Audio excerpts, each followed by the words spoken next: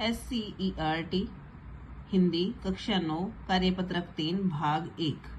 आपने कभी सोचा है कि कहानियां हमें क्यों अच्छी लगती हैं? कहानी बच्चों ही नहीं, बड़ों को भी मन मस्तिष्क को सीधे प्रभावित करती हैं। कब कौन सा पात्र हमारी सोच, विचारधारा और मानसिकता को प्रभावित कर जाता है, पता ही नहीं चलता। और जब वह जीवित रहता है हमारे बीच, हमारा हिस्सा बनकर। इसलिए वीर शिवाजी, थॉमस एल्वा एडिसन जैसे कितने ही लोगों की जब चर्चा की जाती है तो उनके जीवन को आगे ले जाने के लिए उन कहानियों की चर्चा अवश्य होती है जिन्हें सुनाकर उनकी परवरिश की गई। इसलिए पंचतंत्र, रामायण, महाभारत, बाइबल आदि में संकलित कथाएं बचपन से ही बच्चों को सुनाई जाती हैं, जिससे वे जीवन के मूलभूत सिद्धांत को सहजता और सरलता से समझें और यह स्वाभाविक रूप से जानें कि क्या उचित है और क्या अनुचित।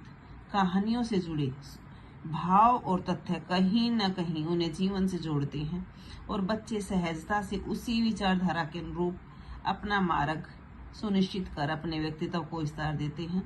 बच्चों, आखिर क्या होता है कि कोर्स की किताबें देखते ही नींद आती है, जबकि कहानियां सुनते पढ़ते व्याकुलता बढ़ती जाती है।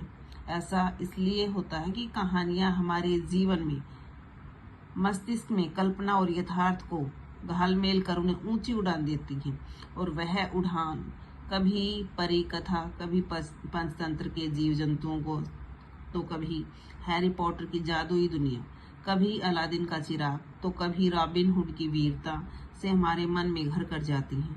कहानियों में संकलित काल्पनिक जीवन के सुखद अनुभव हमारे जीवन को नई मुस्कान और पहचान दे जाते हैं।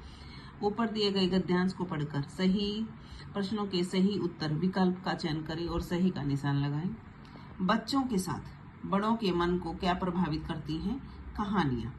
पंचतंत्र, रामायण, महाभारत, बाइबल आदि में संकलित कथाएं बचपन से ही बच्चों को क्यों सुनाई जाती हैं? व्यक्तित्व को विस्तार देने के लिए। कहानियों में जादुई दुनिया का संबंध किससे है? हैरी पॉटर से। पंचतंत्र की कहानियों के पात्र कौन है? जीव जंतु। कहानियां हमें क्यों अच्छी लगती हैं? सुखद अनुभूति के कारण।